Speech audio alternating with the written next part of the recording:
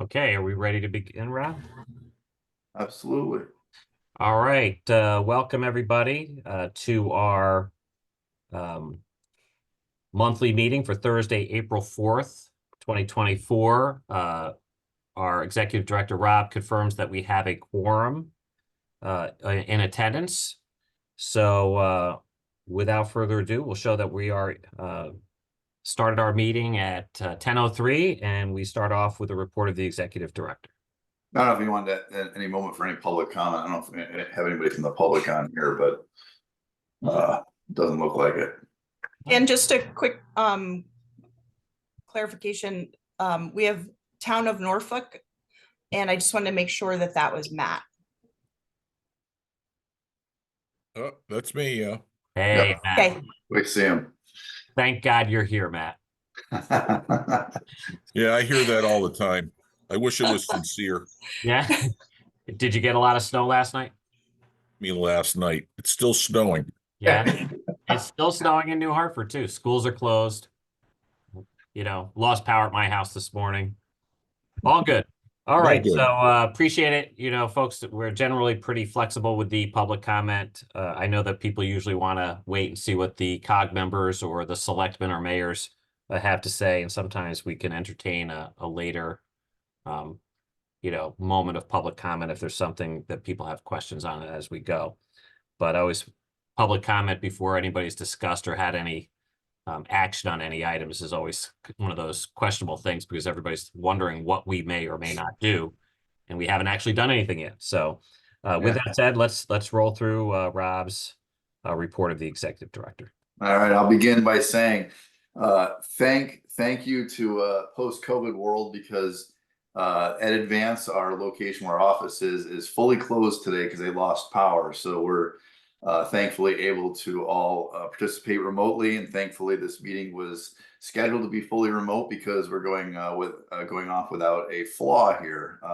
Otherwise we would have had to scramble and would have had a problem. So this is the benefit of a post-COVID world, I guess. I'll just share my screen quickly, which obviously shows the agenda. But I just wanted to scroll down. I sent out as part of the agenda packet the log of the Executive Director. We only had about 3 weeks since the last meeting, so they're obviously reflective of 3 weeks of activity. It's a little less than a normal months of activity, but obviously there was some work we had that I had been working with over those 3 weeks in some of the areas of focus, including some of the other topics that we've been working on. Obviously with municipal solid waste that continues.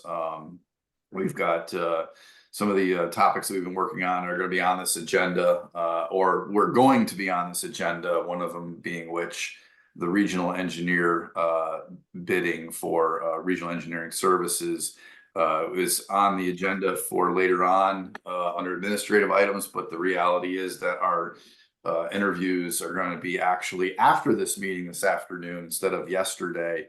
So we will not have any suggested regional engineers for you to consider today. So that'll be for the next meeting. But it's all there for you if you have, as always, if you have any questions, feel free to reach out to me at any time. Always accessible to answer any questions you might have on anything that we do here at NHCOG. The second item I want to talk about is federally congressionally directed spending. You may recall I brought this up at the last meeting. We were successful in obtaining approximately $93,000 for our rural independent transportation system funding. Basically, it was to provide funding for a gap that we identified for our program, which serves our elderly and our disabled to get to doctor appointments within our region. Basically providing those rides for basically healthcare access, which is obviously one of the major tenets, for those services that we need in the region. So we identified the gap. We were looking for any way to really fund that gap, and this kind of was presented to us. We applied for it, and we were successful in getting that funding. It took quite a bit of time, But what that did is it opened up our eyes. It opened up the door to the amount of projects that are funded through this program, basically through our representatives at the federal level. And it's actually quite amazing the amount of projects and programs that are funded through this. And some of which I think some of you, like Winchester, I think may have had a project that was funded recently through this. So some of you may have already be aware of this program and maybe utilizing it, and some of you may not. What we wanted to do was basically kind of bring this to light. You saw that an email I'd sent out, recently, or actually as part of the meeting invitation. And it was just basically just a request to supply us with any kind of projects or capital improvements that maybe you have planned for, or maybe have had struggles with trying to find funding for or get accomplished in your municipalities, anything really, and send it to us, and we can kind of vet it out and see if it's something that may be applicable to this program. And the deadline for this year's round is coming up in about 10 days, but why not throw it out there and see if we can try and see if we can get some leverage and traction for these projects. Basically, it just goes down to the federal government. They throw it in the appropriations package, and you never know, you might actually the award and funding for it. So it's definitely something to consider. If it doesn't fit into a box for another funding program, then maybe it's something that we can look at through this program or project. And Winchester, anybody who may be on here who's done this before, if you have a success story to share, feel free to share it. But if you don't have anything today, if you want to get it to us tomorrow, in the next coming days, feel free to reach out to us on that. So and this comes up every year. So if this year isn't the right time, next year would be a great time as well. So anytime during the year, just get us this information. Rob, what level Sure. of engineering for projects should the selectmen or mayors expect? Where in the process, if they have a project that you're asking for, do they need something to be shovel ready, or is a rough estimate for the selectmen in any one of our towns? What do you need in terms of getting in the door? I think it may depend on exactly what type of project it is, what category it may fall under. I don't know if, certainly shovel ready type projects are going to be good for any kind of program, whatever it may be. I know there was recently a Winchester. I don't know if anybody here is from Winchester or Winstead's on here right now. I know they just changed over with the town manager, but I'd have to look a little closer on their project, because they actually have, I think it was a structure. I don't know if it was something to do with the firehouse or something like that. I'm not sure off the top of my head, but I have to look a little deeper on that. But I would just suggest giving us any kind of concept idea, and then we can kind of go from there. Okay. That would be the. Sorry, I would just Brista, you're breaking up. also add to the, especially construction projects. Can you hear me? Yeah, you're better now. Yeah. So I would just say these should be larger projects, because it is federal money. So all the red tape that comes with federal money, so smaller projects might not be suitable, but bigger projects, especially construction projects, just to keep that in mind. Thank you.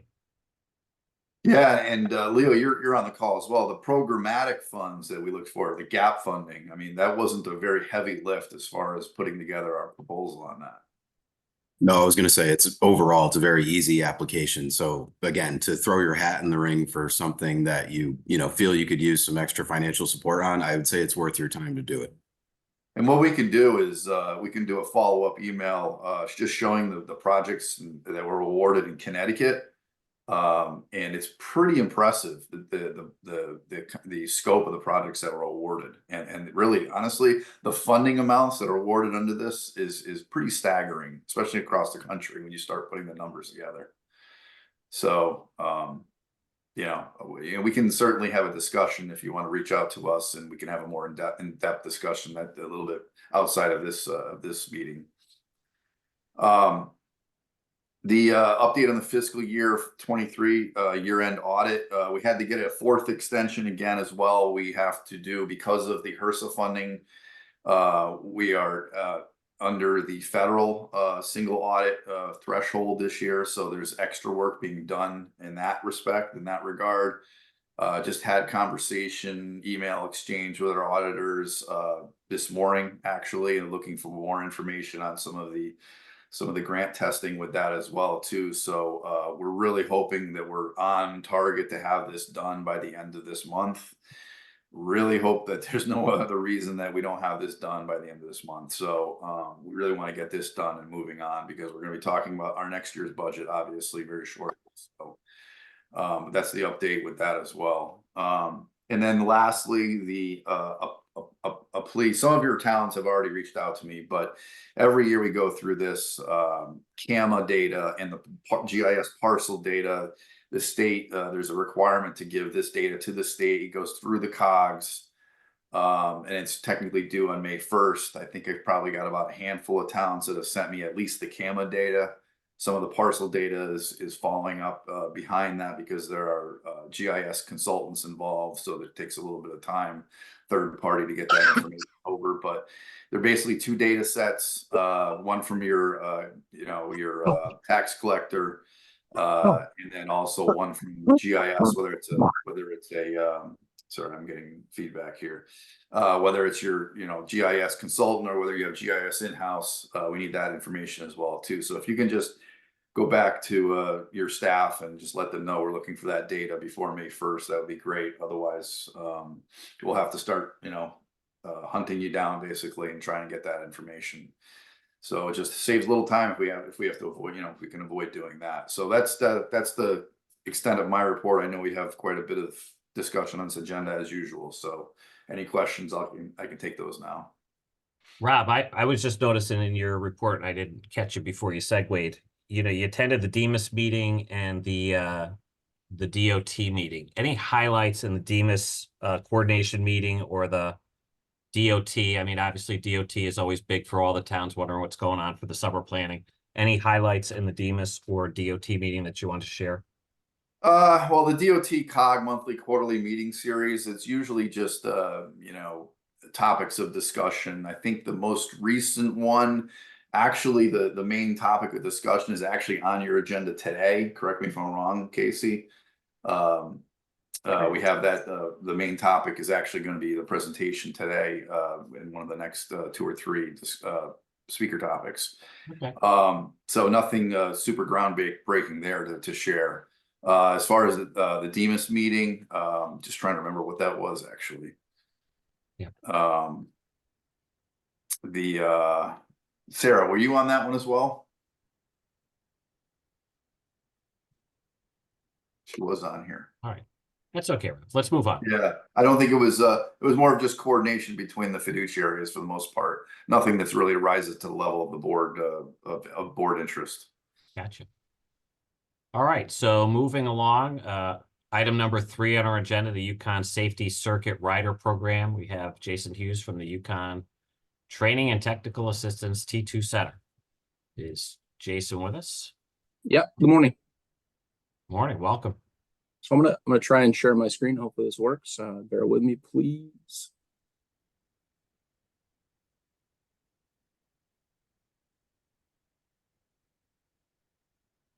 Can you all see that? Yes, sir, we can. 1 second.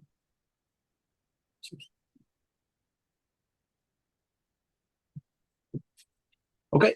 So good morning, everybody. For those of you who don't know me, I'm Jason Hughes. I'm the Safety Technical Associate here at the T2 Center. Let's talk about my team here. I work with Melissa Evans, our Safety Circuit Rider, and Lisa Knight, our Educational Program Coordinator on our Safety Circuit Rider team. Just a quick note about me. Prior to arriving at the T2 Center in August of last year, I had spent the previous 23 years as a police officer with the town of, with the last 20 in the town of Farmington.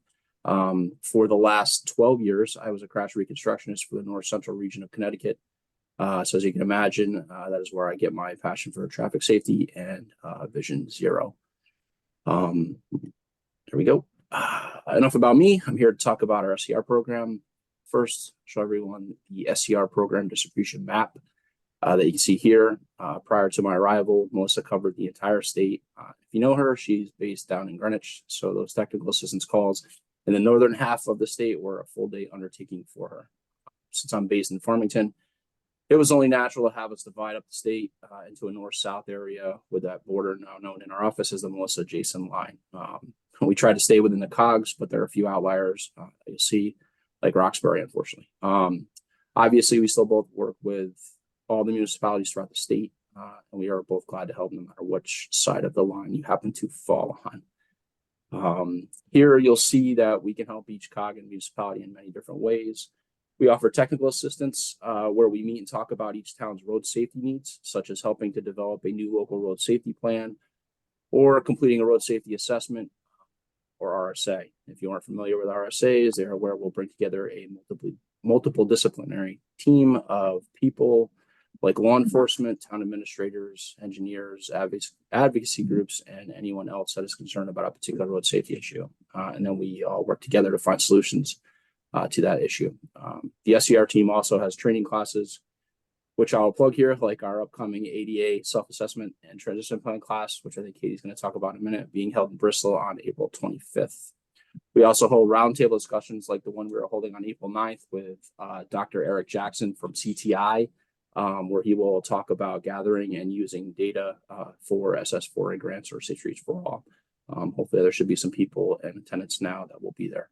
Hopefully you are all familiar with our coffee and conversations, like our most recent one with Kristen from Connecticut DOT, who is the new Safe Routes to Schools coordinator. We are really proud of our free equipment loan program, where we loan out specialized equipment that can help agencies improve their local road safety. Currently, we've been seeing a large number of requests for our radar traffic counters, which are being used to complete traffic studies. Some of those studies are for future ATESD or automated traffic enforcement safety device deployment. Because of the uptick in those requests, we recently purchased 4 more counters so we can continue to provide these great devices to as many municipalities as possible. You also see we have 2 retro reflectometers as well, one for signs and one for pavement markings. Expensive pieces of equipment, but we really want to help towns with their issues with these things. With the new METC guidelines, these are great devices to assist in making sure your signs and markings are up to the task of METCD compliance. I will throw a link in the chat when we're done, where you can find and download a copy of our equipment loan brochure. Along with the great classes, roundtables, and free equipment loans, we also take great pride in promoting safety through technical briefs, like a recent one here about inoperable traffic signals. While doing some research for this particular brief, I was quite amazed to see that not everyone knows what the rules are with these signals. So it's good to get this information out there to our partners in the community. We have a monthly newsletter at the T2 Center, and Melissa and I share article writing duties in our Safety Matters section. We talk about all kinds of current safety topics. Recently, we've seen an increase in motorcycle fatalities in Connecticut compared to previous years. So this month's article is on motorcycle safety. Here's a list of just a few of the training topics we have offered in the past, and some we'll be offering this year. Some of these classes are taught by Melissa and I, and some are instructed by incredible federal highway personnel who we bring to Connecticut. Personally, I've seen a few of these classes being new in our office, and they're since coming on board, and their instruction is incredible and highly sought after in the community, not just here in Connecticut, but across all the states. Something that we are all super excited about and proud of is our Connecticut Safety Examples Repository, which is stored on our website. We recently updated our website to make it easier to navigate and provide more timely information. Part of that update is more robust repository. We'd love to hear from each municipality about safety improvements they have made, whether it is a proven safety countermeasure or an everyday counts initiative. We love to showcase what towns are doing. We feel it's a great way for towns who are looking to tackle a certain road safety issue to see what other towns have done, and they can make those connections and help their communities. So if you know any improvements in your area, please let me or Melissa know. We'd love to get the pictures up there and descriptions and show everybody these great examples. 1 second. Oh, too fast. So please, like you hear on radio and TV, let my team help your team. We really love coming out and helping with roadway safety and to do anything we can to get our traffic fatalities to 0. I'm going to show you our contact information too. Let me click to that. So you have questions or need more information about any of the things that we offer, please reach out to us. Let me get that link in the chat for you. 1 second. And I'll leave that up for a second for you. Does anybody have any questions for me?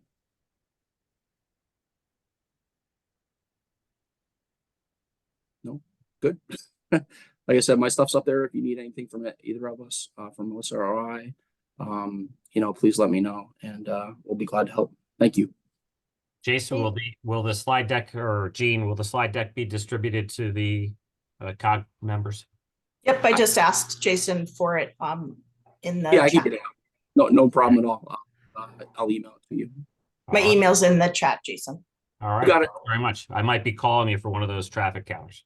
Whatever listen, if you wouldn't be the first, and I'm hoping, I'm not really worried, but you probably won't be the last either. Yeah. It's amazing the amount of stuff that we've been able to help people out with, especially with these the new traffic, the speed enforcement and red light enforcement stuff. There's a lot of studies that need to be happening to get those things going. So it's a great starting point. So yeah, by all means, please. All right. Thank you. Okay, rolling right along. Rob, do we have Catherine Hedberg with us for the municipal ADA compliance discussion? Hi, I'm here. Ah, welcome.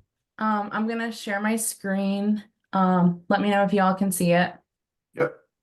So we will share the slides after the meeting, and there's important links in there as well. So without further ado, I'm Katie Hedberg. I'm the ADA coordinating engineer with the Department of Transportation. Our group is within engineering and construction, and Kamado Simpson's also on our team. So there's just 2 of us for the whole state. But our unit has many different responsibilities with ADA trainings for the department and our municipality support, what you're hearing about today. We also update the DOT's transition plan, which includes the technical and feasibility forms, if you're familiar with those. And we also manage the statewide curb ramp inventory along state right-of-way. So this is a screenshot of our dashboard. It does have some ramps that are municipal that the students at UCONN have picked up, as they've been working on a separate inventory for sidewalks along state right-of-way. So we do have some information. Our goal is for state crossings for those curb ramps to be compliant by 2034. So that's just a high overview of some of the things our group does. For today, we have 3 different portions with a little bit of background to ADA and Title II. We have the results from the assessment and what next steps our group has. So to begin, the Americans with Disabilities Act is a federal civil rights law that prohibits discrimination against individuals with disabilities. And this is regardless of the funding source. There are 5 different titles to the ADA, but for the department, we're focused on Title II, which is state and local governments. It is separate from Section 504 of the Rehabilitation Act, which focuses on federal funding. So we wanted to just give a little bit of background to that. For Title II, there are high overviews of like the 7 requirements. Some requirements are just recommendations when your municipality has 50 or less employees.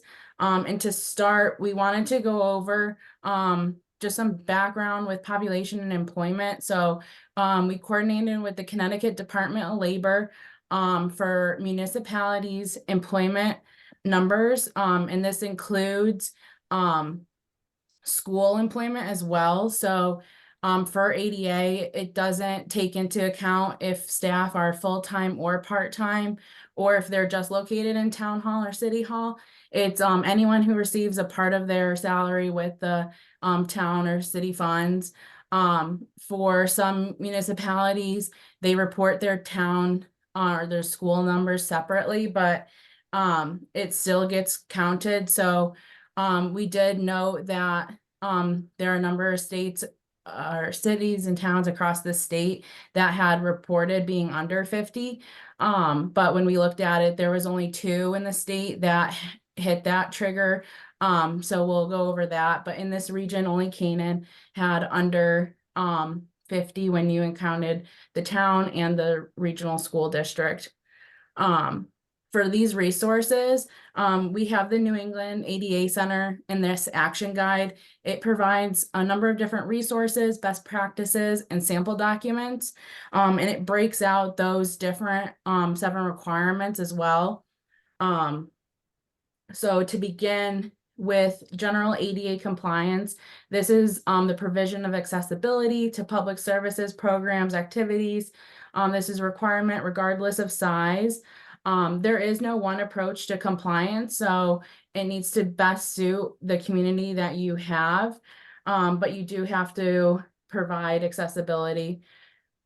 The next requirement is the ADA coordinator. Per law, at least one individual is responsible for ADA coordinating compliance. For this individual, it might not be their sole role, so they could be a number of different roles within the municipality, but per law, at least one person has these responsibilities. They include planning, coordinating compliance efforts, developing notices about ADA, responding to general inquiries or public comment, training staff on ADA requirements, and then coordinating the self-evaluation and transition plan. For these roles, they could be delegated to other individuals as well, and you could have more than one. The next requirement is providing public notice. So this is a requirement regardless of size, that there's a public notice about ADA provisions and their applicability to the municipality's services, programs, activities.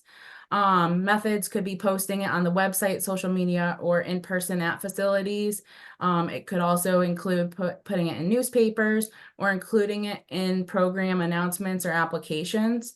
There's also alternative formats that might be requested for these, whether it's Braille or large print. And on that website, there are samples of what a long or short version looks like that could be downloaded and edited to your specific needs. The next requirement is providing a grievance procedure. So with a grievance procedure, this is the steps that a person from the public who has a complaint or an inquiry would make to the town. It would outline the steps. That would be how the person could submit a complaint. And it also would include the steps that the entity, the municipality, would take, including timeframes for review and resolution. There's also a period for appeal that the individual could have. And then lastly, for good record keeping and documentation, the department has had some instances over the past year where the Department of Justice has been working with a municipality for a complaint that they received. And they'll ask both the town and the department if we've received any complaints in the area, and to provide that. So when you receive something, it's always good to just keep it documented. And again, there's samples of what a long version might look like or a short version on that ADA guide. The next requirement is the self-evaluation, which is evaluating all the current facilities, services, programs that the municipality has for ADA compliance. It's recommended to provide an opportunity for interested persons from the public participate. When you're looking at self-evaluation, it's including physical barriers or non-structural changes. And this is a requirement regardless of size. There's also, for the federal law, a documentation retention that's at least 3 years. So this would be keeping those evaluations on file, available for the public inspection. Your municipality might have a longer documentation, but at minimum for the federal law, it's at least 3 years. For the self-evaluation, the action guide also has sample forms that outline different areas that need to be evaluated along with their ADA requirements and areas for notes. Those are able to be downloaded and printed. The department uses for our curb ramp inventory, GIS. So I have just shown here what our 2 apps look like. We use Field Maps and Survey 123. We also have a PDF version of what the ramp inspection form looks like and sidewalk. That will be shared with these slides as well. So you'll get those. For the transition plan, this includes 4 major parts: a list of the physical barriers that limit access, the methods to remove these barriers, a schedule to complete the work, and the official responsible for plan implementation. So in the example we have here, an individual is trying to cross the road at an intersection, but there's no curb ramp provided. So in this instance, the curb ramp would be the limiting access. For methods to remove, it could be adding in a curb ramp. For the schedule, you can attach or plan ramp upgrades based on when your paving schedule is. So if you're if you know you're paving X road at X date, you can include that. And then for the official responsible, for curb ramps, it might fall to your engineering, planning, or public works, depending on how your municipality coordinates that. We do have a number of sample municipal ADA transition plans available if you'd like to see any. On that website, they also include a sample document that can be downloaded and edited.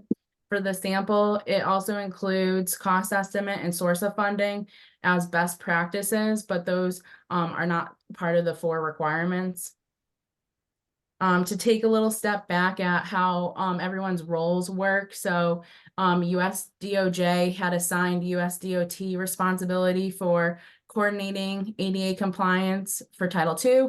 And Federal Highway was assigned to ensure ADA compliance within public right-of-way. So our group works with our Connecticut Division Office, and we work with our COGs and municipalities, especially now with the new funding. Some of the funding sources at the federal level are being directly distributed to municipalities and not going through the department.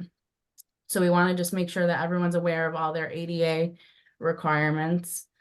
With our transition plan, we had outlined that for accessibility barriers within the right-of-way, that when the department's not upgrading those, they're identified and being removed by municipalities in their transition plans. So this first went out in 2018, this first assessment survey. In that period, we had only received 60 responses. For this last go around, while we're working on our new update for the transition plan, we did receive responses from every municipality. And this is just gauging where everyone is and what support is needed. So in our assessment, we looked at 3 of the 7 requirements: the ADA coordinator, the self-evaluation, and transition plan. We will be providing an overview of what was submitted to our group for your records. So everyone's going to get something that looks similar to this slide, and it'll be your specific results. For the actual results, this is going to be a regional overview. We had other questions as well that I'll run through that were just more information for us. So the first question was, does your municipality have an ADA coordinator? We received 129 yes, 36 no, and 4 unknown. The big takeaway was looking at who was designated as an ADA coordinator. So for the ones that have provided us their titles, we saw 22 building officials, 19 human resources, 11 first selectmen, 9 public works. And then we also saw a number of municipalities who have multiple people identified as ADA coordinators. For this region, we did have 7 municipalities who do not have a designated ADA coordinator. So that'll be noted on your report. For the self-evaluation, we received 87 municipalities having yes, 80 with no, and 2 unknown. We did have an open-ended response attached to this where individuals wrote in that they were new, requirement unknown, or less than 50 employees. And we wanted to address that it's required for all public entities for self-evaluation, regardless of size. And for this region, there was 8 municipalities who haven't completed one. So that's just the snapshot at the regional level. For the transition plan requirement, again, we had 54 municipalities report being less than 50 employees, and we did look at the town only numbers, or if there was school and regional school districts separately reported to Department of Labor. We did have 26 towns say that they had one and 86 report that they don't. This was just an overview of the municipalities that had said less than 50 and where their numbers stood for employment. Taking a step back and looking at a high level with the region, we did see a consistent trend of needing support for transition plans across the state. So when we looked at the Department of Labor numbers, we did make adjustments for what ones are under 50 or no at that employment number. So that's just for our numbers. We also looked at the individuals who had reported yes, and if they had provided us a transition plan, what was included in their transition plan. So there were a number of municipalities that had only buildings, some that included public right-of-way facilities such as bus stops, curb ramps, parking, push buttons, and sidewalk. So again, this is just for us to gauge what is existing. The next question was about GIS mapping or other means of tracking. It was just for us to gauge who has what tools available, or if individuals are using spreadsheets. The other question was about the Department of Justice and Department of Transportation technical assistance memo for improving curb ramps. For this memo, there were a number of write-ins about being unaware of the requirement, so we wanted to go over what this actually means. So per ADA, when alterations happen to roadways, such as resurfacing, curb ramps are required to be updated at that time. So the example we have here is when the state goes in, what curb ramps would get upgraded. So the state crossing ramps would get upgraded. And in a good faith effort, we also upgrade receiving ramps. So for example, curb ramp 4 has a receiving ramp that crosses a town road. When we're able to, we'll pick up curb ramp 5, which is the receiving. For curb ramps 1 and 2, those are offset from the state crossing and they're outside of the paving limits. So those ramps wouldn't be included. In this joint technical memo, it outlines the difference between a maintenance activity and an alteration. So we just wanted to clarify that because we did get a number of questions about it. The other question we had was about standards and guidance when planning, constructing, or designing. We had 3 of the guidance: the CTDOT standards, the PROAG, which is the Public Rights of Way Accessibility Guidelines, and then the 2010 standards. And there's a number of different combinations happening where some municipalities are only using 1, or others are using all 3 or just 2 of them. To highlight what's going on at the federal level, the U.S. Access Board has published their final rule of PROAG to the Federal Register. So this is in its last stage of becoming law, which will replace the 2010 standards. The department since 2019 has been using PROAG, even though it was in draft form. So for all of our state funded projects and federally administered projects, those have been already using PROAG. But for some municipalities that are still using the 2010 standards, this will be a big change once it goes into effect. Access Board has published a number of different videos on what the change means. So those are all on YouTube, and that link is available. And then we had a number of open-ended questions, and the big takeaway was the funding, assistance, and training needed for self-evaluations and transition plans. I know I'm at time, so I'm just gonna keep wrapping this up really quick. For the need for the next steps, we have a number of persons with disabilities in Connecticut. This is census data showing population information for disabilities. My personal story with ADA was with my brother when he was 7. He was diagnosed with a rare bone cancer. So him spending time in the hospital really opened my eyes to how many children are also affected, and that ADA is really beneficial. And with our roles, working directly with our communities, we have a unique opportunity to improve the lives of our residents and visitors. There have been a number of DOJ investigations. These are the ones that have reached settlements or decisions.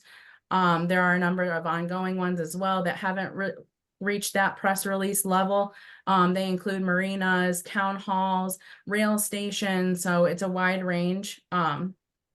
There's also a number of different funding sources that are available for ADA. And with that, the department's committed to helping our municipalities.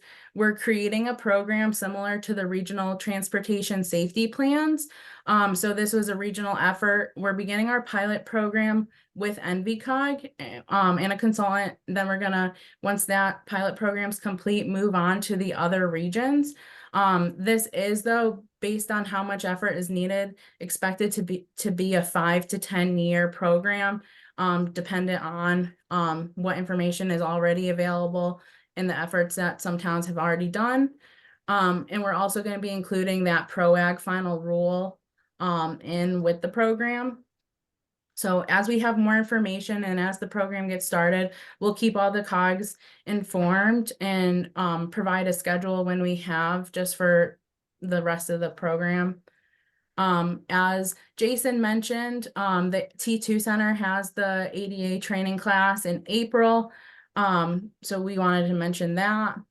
And then for the rest of the year with upcoming trainings, our group is going to continue to have virtual training. So May and September, we'll have deep dive sessions, specifically on self-evaluations, transition plans. And during those sessions, we'll allow for like office hours for municipalities to ask questions.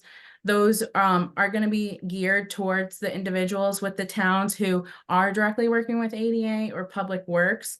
For our program, because we're using federal highway funding, we are limited to just public rights of way. So while we're not going to be touching the buildings, we are a good resource for the public right of way. The ADA Coalition of Connecticut also has a training that's June 13th and 14th, which will be virtual as well. So that's just an overview of the upcoming trainings. I know I went over, but I wanted to make sure we got through everything. So if you have questions, I'll provide my contact information, and we can go from there. So thank you.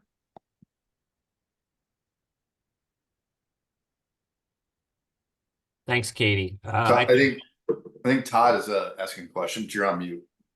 Todd? No, you all set?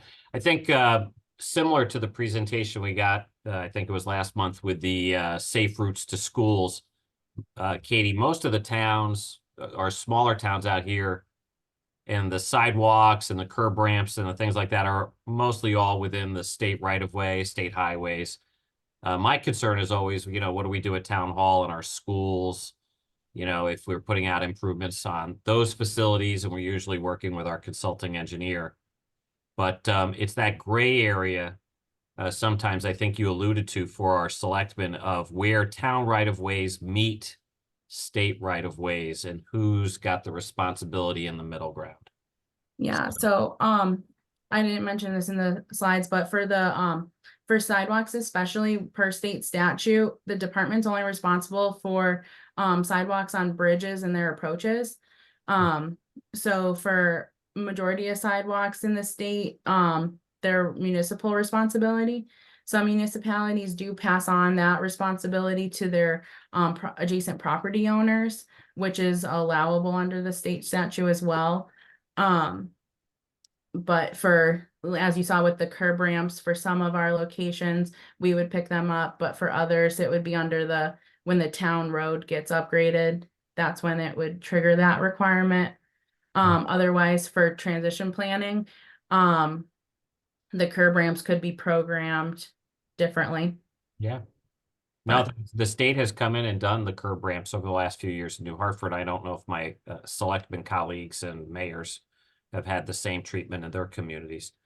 But there's always a continuing effort here of, all these plans that we're asked to fill out and the different things. We're getting more and more requests from the state for planning documents for different initiatives. And it's kind of hard to keep up sometimes, but I appreciate you coming in today. Yeah, absolutely. And like I said, with the individual reports, those will be going out, and it'll help our group keep a record of it too. So that way, if there's turnover or new folks at your local level that need that, we'll at least have a copy of it. Because what we saw for this last go around from 2018 was a lot of people didn't have that information, and then our group also didn't have that. So, All right. yeah, thank you. Have a good one, everyone. Okay, so moving forward, item number 5, municipal grant service overview. Richard Nakatsuka from Transportation Services of CONDOT. Hi, everyone. Thank you so much, Dan. Sorry if I did not say your name correctly. My apologies. No worries. You did a very valiant effort. It's Nakatsuka, so you were basically correct. Don't worry. Thank you. Okay, so I'll try to keep this pretty quick. I realize we're coming up on time, so I will share my screen. And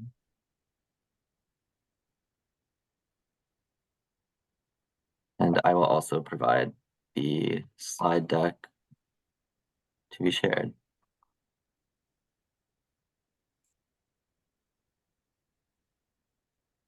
Okay, can everybody see the presentation?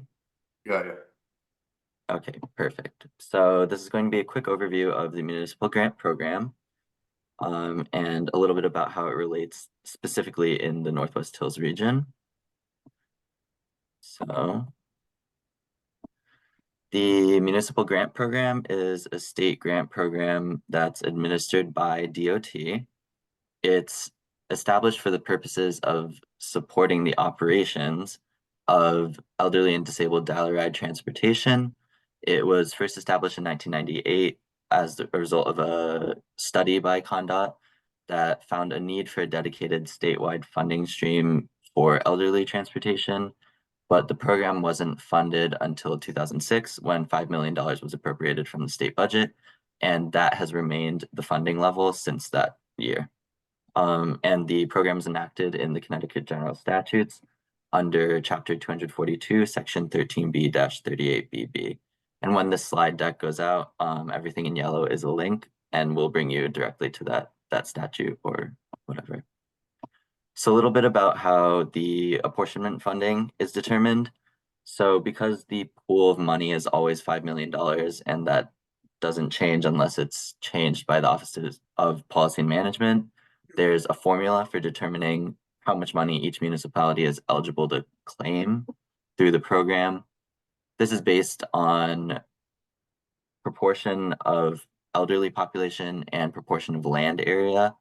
So the $5 million is split into a bucket of $2.5 million based on population and a bucket of $2.5 million based on land area. And then each municipality's proportion of that group, so proportion of population over the age of 65 and proportion of the state's land area, is the percentage of that money that the town is eligible to claim. There are a couple of funding requirements for the program. So funding does require a one-to-one match from funding recipients. It's also restricted to operating expenses only, so it can't be used for capital purchases of things like vehicles. It can only be used for day-to-day operating expenses like driver salaries, gas, etc. And an important part of the program is that municipalities may choose to submit a coordinated application through a coordinating entity, which means that whatever organization is designated as that entity will receive the funds in lieu of the municipalities receiving the funds directly. So in most cases, this is a transit district. Here in Northwest, it's also Northwest Hills COG in some cases. Yeah. There is a total amount of $506,688 available to the entirety of the Northwest Hills region through the program. This is per annum, and these are town apportionments taken directly from the table given by OPM. But it is important to remember again that this does require a one-to-one match. So these are maximums, but however much the town is able to fund its own dial-a-ride programs is going to be the upper limit for determining how much funding the town can receive through this program.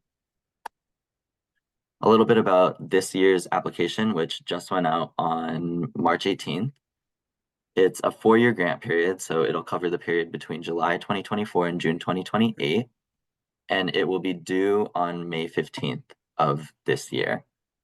So even though the application covers a 4-year period, as I'm sure a lot of you are aware, you need to recertify with CTDOT every year that grant money is received. This requires 2 certification documents and a budget document. So it's not a full application each year. The full application is just happening this year.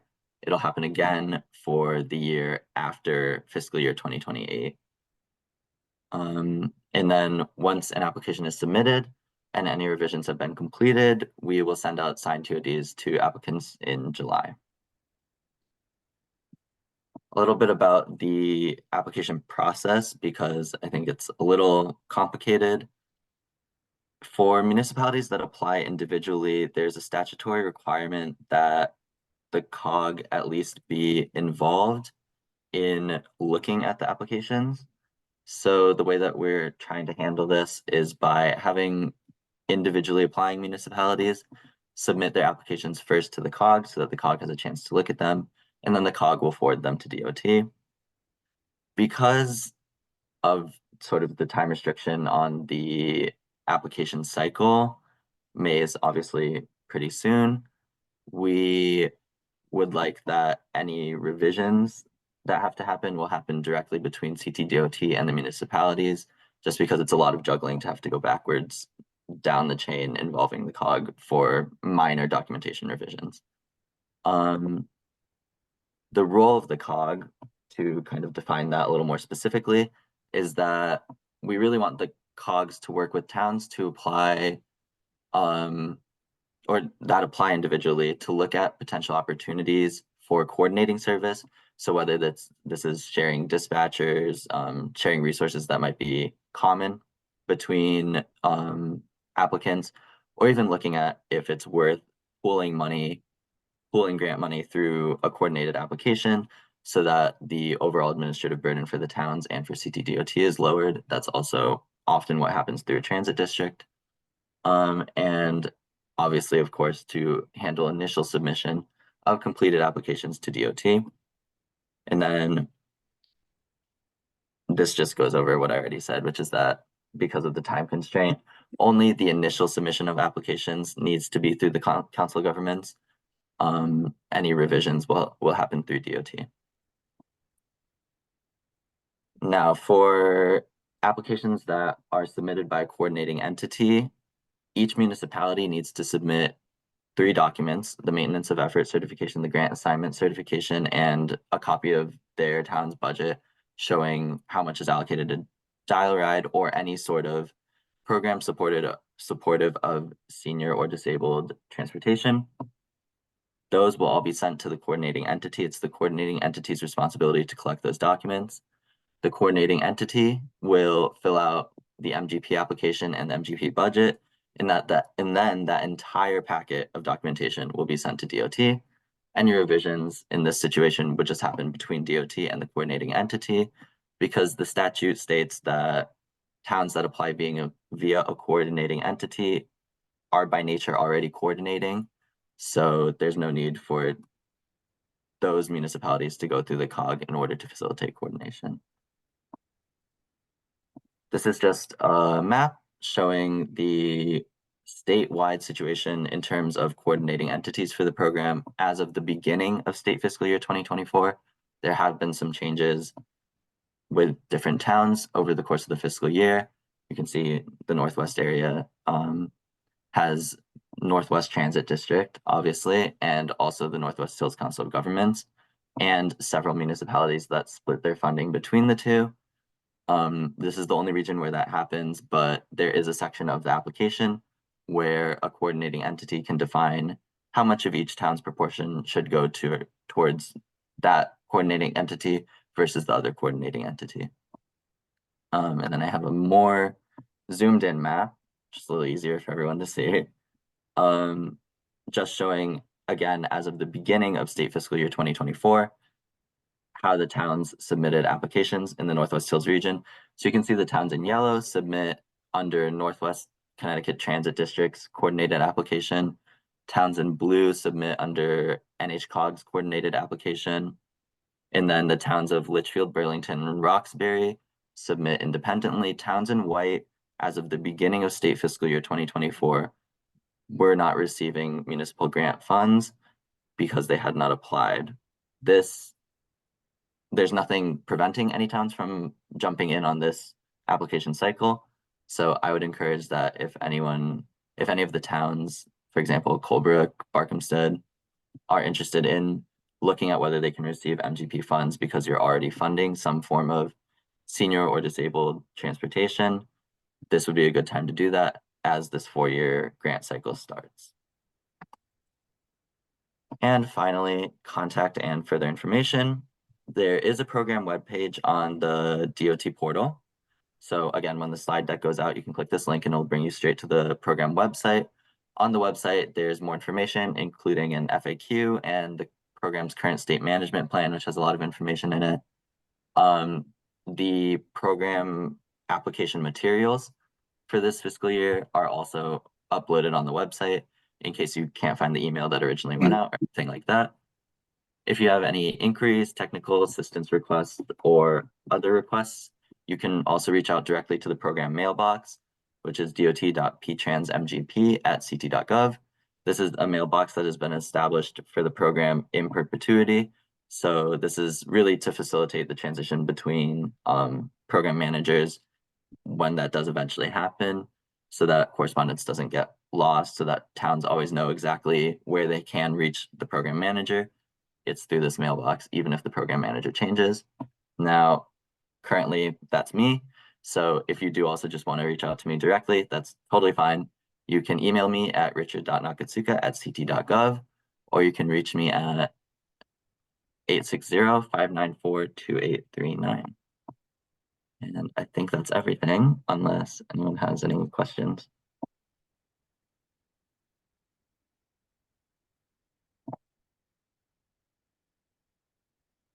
No. We make things complicated in Northwest Hills, Richard. Richard, I A have little question. bit, but it's no problem at all. This is Denise in Litchfield. So for the money that's left on the table each year, where does that money go to?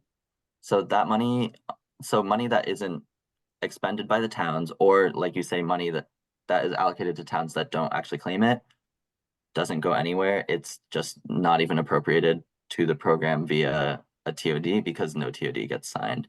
So that money just never comes into the program. So there's a theoretical upper limit of $5 million, but only enough as is needed for the program each year gets actually allocated.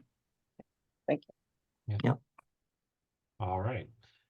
Thanks a lot, Richard. I'll be in touch with you because New Hartford like to file for this application round. Perfect. That's wonderful to hear. So I'll be bugging you about the application process. Perfect. That sounds great. And again, the slide deck will also be going out. Fantastic. Any other questions for Richard from our COG members? Casey, if it might be a good time maybe to mention that the RITS program kind of works a little bit hand in hand with the MGP, right? I mean, it was created to augment the MGP because of the limitations, I guess, in the funding that's been holding steady for so long. Well, one's federal and one's state, as far as the programs are concerned. So the fact that, Richard was able to provide this presentation, it gives a great template for us to be able to outreach to the municipalities and for Chairman Jerem to be able to provide assistance for those towns that are not currently involved. So thank Yeah. you. Yeah. So they So both- I think that New Hartford might be kind of like a Litchfield and the other towns that have jumped in. We just started our self-directed senior van program a few years ago, got in on the 5310 program, have a 12-seat ADA. We're doing doctor's appointments all the time. And we're probably spending $20,000 a year in drivers. And so to have the ability, and I think that one slide that showed the individual town allocations being a similar number, we're probably already doing most of the match. So if there's other towns out there, that's a good way to get involved in this, is start with the 5310. They'll pay for most of the van, and it's a great service. We get more thanks from our constituents for running that program than I could tell you. The phone's always ringing off the wall for a doctor's appointment. And if I may add too, we are working in cooperation with Gear to provide this service as well. So just to let you know for the record. All right. Yeah, and demographics. I mean, it's an aging population, and access to healthcare and the way the healthcare industry is changing. The specialists, you got to go to these locations. And you need rides. I know. Before you know it, all the selectmen will be on the vans. Sign me up.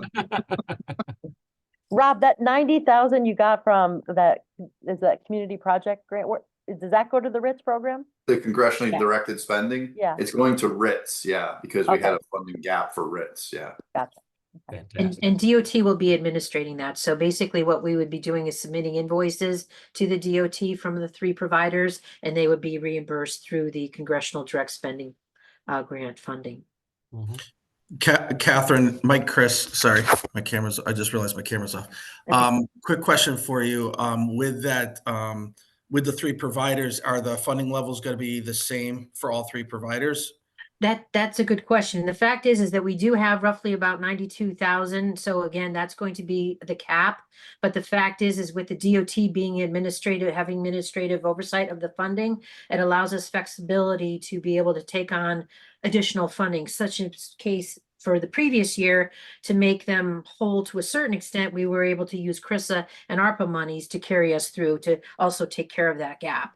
So as far as the funding levels, again, we'd like to keep it at the $92,000 and just let people know that we're going to keep our due diligence in trying to get more money into that program, whether it be via the non-traditional 5310 monies or any other, funding sources that might be out there. Because it's definitely a service that's increasing significantly in ridership. Yeah, I mean, I had probably about almost a 2-hour meeting yesterday with DOT, and we could talk offline a little bit more about RITS. But one of the things that 5310 is what the towns have used in the past to buy vans and buses and stuff like that. Okay. And from what I understand from yesterday is that now that they've got staffing in place, they're going to start doing some audits on that 5310 because there's some non-compliancy issues with some of the towns in direct conflict with the transportation networks throughout the state. So they're going to be looking at that. And then I think the big thing was the making sure that we level off the funding levels for all 3 providers based on demand. But they recognize that, RITS is in huge demand right now and is growing and growing and growing. I mean, we're an aging population in Northwest Corner. So RITS is going to end up being more dominant, almost as dominant as Dial-A-Ride probably at some point, I would say within the next 3 to 4 years. So I'd love to have a conversation with you offline after we get done so I don't waste everybody's time here and we can sort out the details. All right. Thank you very much. Mike, I think you're bringing up a good question. It was going to be one of my follow-ups for later on in the meeting about, seems like the COG is, what you're asking for is a spending plan for the pass-through revenue that we've been getting. And that's been one of our things that we brought up several months ago about how we're doing our budget. We have Cindy Rhines in my office coming through, and they seem to have gotten our budget in hand. But still the big open-ended thing is the pass-through revenue is just singularly line item addressed as a revenue, an expense, and it almost seems like should be a second page to this budget information about how that pass-through revenues, what's it funding, some kind of summary. And like Mike is saying, hey, what's the spending plan for the 90 grand, that's coming through for this program, so that each one of these things that makes up the 900 plus or minus 1,000 in our budget, where is that going and how is it tracked? Because that's kind of one of our weak spots, in my opinion, area for improvement as we go forward in our budget process. And if I may quickly add, we did do a trend analysis of the program. So at least it allows us to establish a baseline so that when we go and approach then the DOT to let them know, showing the fact that this program is increasing and the trend as far as over time. So starting off that point, we are definitely going to do our due diligence to be able to provide then some capping in order to be able to accommodate all parties. So thank you for your patience as we get through this process. Yep. All right. So Mike, while you're at it, you're still up, buddy, on the NHCOG Legislative Committee update for the COG. What do you got? I don't know if you want a legislative update, but I can tell you that Red Bull has been my new partner all the way through this whole thing. So, Oh my God, is that an NIL that's deal? a shameless plug. Yeah, that's You a have shameless a NIL deal with Red Bull or whatever? That's it. Crazy. So, as early as this morning, listen, following the bills and everything else, and coming out of committee and being referred between committees, it's been a very crazy session, to say the least, for a short session. A lot of things making it through committees that we didn't think were going to make it through committees. I think probably will not make it through House or the Senate. But one of the things that came up this morning that was kind of like breaking news was that Senate Bill 450, which would have phased out the car tax and increased the uniform property assessment rate over a 5-year period, it died in committee. So that bill is gone. I know one of the other ones, I'll highlight this one up front because I know it's one that Todd has been actively involved in. 5264. From what we understand as of this morning, it was referred out to public safety and most likely will die before it goes to the floor. If it goes to the floor, they don't anticipate it making it through. That was the OSHA 10 requirement for volunteer firefighters, which incidentally would then end up basically increasing their budgets to the towns and costing the towns money by having OSHA involved with the volunteer firefighters, essentially identifying volunteer firefighters as employees, which then could lead to other liability issues for the municipality and basically migrating them to a paid service, which is what we're all trying to avoid as we go forward. But education's got some big bills this year. So bear with me. House Bill 5212 is an ed finance reform bill. It phases in the ECS, but it holds all the municipalities harmless for any loss for the next 2 years, at least while they phase it in. So these are the bills that have basically made it through right now. Senate Bill 5 is the excess cost funding to address the $75 million shortfall for municipalities. The bill will make sure that all the districts receive the adequate funding. The goal is to try to get them to 100% funded for the excess cost grant. So we'll try to see where that goes. Senate Bill 381, it would set the minimums. These bills here, Senate Bill 381 and House Bill 5348, these bills are very dangerous bills in a way. Listen, I'm all for the teachers getting the proper pay for a quality education. But when you start messing with minimum salary requirements and fast tracking teachers through the actual certification processes that other teachers have spent, years honing their skill, I think the unions are going to have a big problem with these two bills. Because you're setting a minimum level of $60,000 for teachers. So, teachers that had worked years to get the $60,000, new teachers coming in are going to start off at $60,000, and then they're going to fast track their certification process so that they can get more teachers into the pool.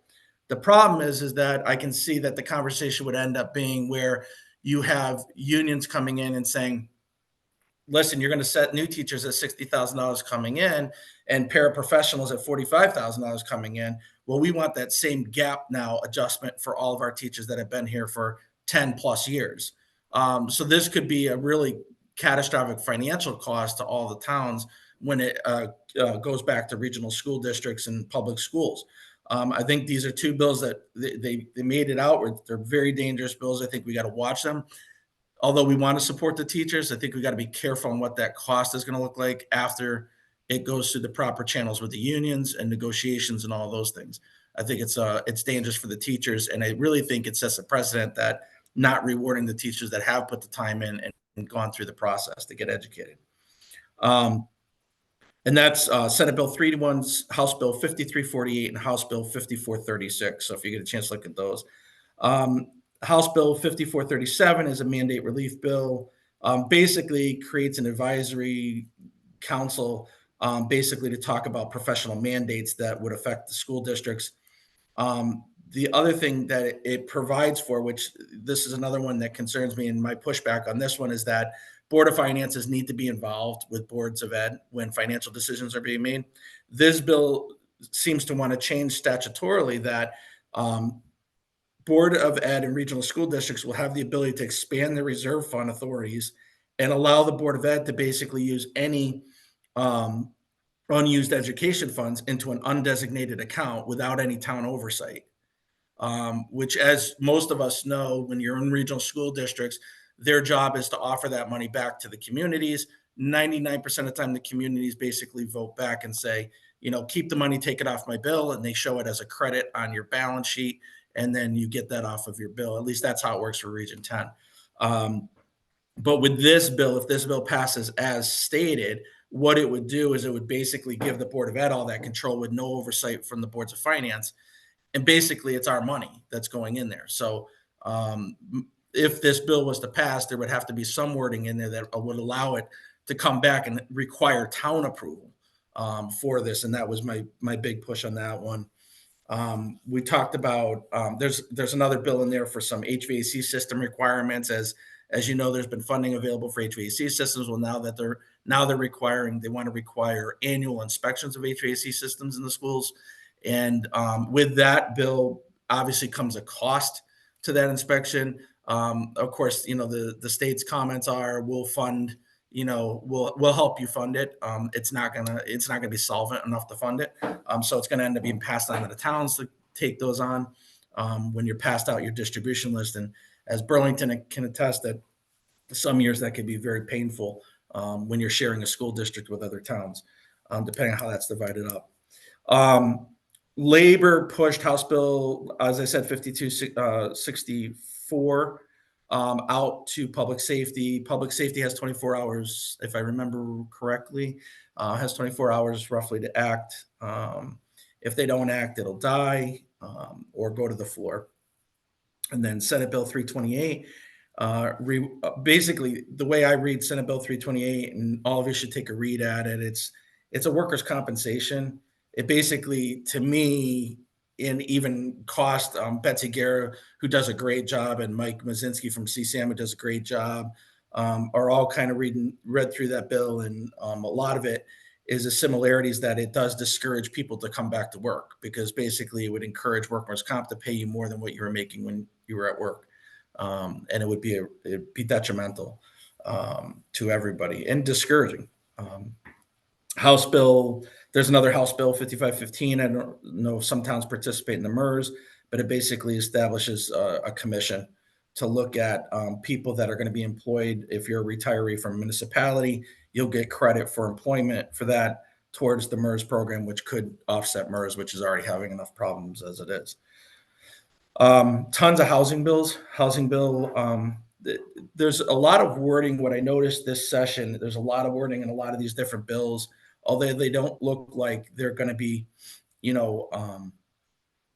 jamming affordable housing as much. What they're trying to do slowly but surely, a lot of these bills represent a deterioration of local control and home rule. And they basically look at taking a lot of the planning in your zoning, circumventing any reviews by inland wetlands, circumventing any reviews by zoning, that if there is a zoning law that's basically says you can't do it, they're going to, the contractor can apply for a waiver, the state would grant it and step in as an intermediate. So House Bill 5174 requires municipalities to allow, this is one of the bills, House Bill 5174 requires municipalities to allow as of right approval for temporary shelter units. Now this applies to populations, the way I understand it, of 25,000 or more. So it would affect our two cities here, Winston and Torrington, that it would basically allow an as of right approval that temporary shelters have to be constructed on property owned by religious organizations of a limit of 8 of these structures to be built for homelessness and temporary sheltering for migrants. House Bill 5473. It's another one that kind of it goes along with affordable housing here, and I had a laugh when I saw it because 5473 talks about towns and sewer capacity plans, basically forcing municipalities that are greater than 50% housing stock of single family homes, which is most of us, to create a plan on how to provide more service, sewer service to the areas. And it's going to be a mandate that's basically going to require us to determine how we're going to provide more sewer usage for development to encourage this affordable housing to come in. So hopefully that bill will die on the vine as it already came out of housing, but it'll go to committee. Go to the floor. Senate Bill 6, Housing Growth Fund, to provide additional funding for transit-oriented development. Again, they're focusing on that transit development. House Bill 5474, housing permit data. It's going to require all municipalities to provide housing permits and reports to the office for the Office of Responsible Growth, which essentially is basically affordable housing. They're going to want to monitor every single permit that the town issues, so they can basically see what we're doing. And to me, it's a targeted effort by the state to look at towns that are not allowing or don't have the ability to allow affordable housing, and allows them to go after that. 5475 allows ordinances to be passed to exempt review inland wetlands. That's the one that 5475, you want to take a peek at that one. That one basically exempts any type of inland wetland zoning approvals. So that's definitely one you want to read through. In planning development, some of the bills that came out, House Bill 5056, shared services. We've been doing this a long time, and I think the COG and I always use the COG as a premier example of how we share services well. We all communicate well, and all of our colleagues around the table, we all work together to try to either save money or find a better way to do things. But 5056, shared services, removes the barriers in the statutes for collective bargaining and agreements in local charters and undermines the effort of shared services. Basically, this would allow for collective bargaining to intrude. Also circumvents local charters. If you have a charter for your town, it's going to circumvent anything that you have in your charters. House Bill 5173. This is a long time. Dan and I and Eleanor, I know some of the people that have been here for a while have seen this bill forever, but legal notices finally came out to allow municipalities to post legal notices on municipal websites. I'm hoping that it passes in the House. And because this would be a 10, 12 year win. I don't know. It took us 20 year win. Yeah, 20 year win to get there. So I was happy to see that one actually finally make it out. So it made it out. So we'll see what the House does with that. Senate Bill 226 increases the thresholds for sealed bids. As you know, sealed bids for municipalities, $25,000. It's going to increase that to $50,000 for that. And then Senate Bill 335, which I would encourage all small municipalities to read this one because it comes up quite often, is the short-term rentals. It talks a lot about allowing municipalities to vote by a vote of the legislative body to adopt ordinances requiring licensing of short-term rental properties and regulating. This is a lot of the Airbnbs that towns have been dealing with and stuff over the years. This is a bill that would basically fall under that characteristic of requiring them license. And then, but it also puts a mandate on us because now we have to register and probably administers all those licenses. And I'll be shocked if we are able to attach a fee to it that we're not able to keep. So that would be interesting to see. Mike, what was that bill number on the short-term rentals? Senate Bill 335. Thank you. You're welcome. And then let's see, property taxes. So we talked about Senate Bill 450, how that's dead.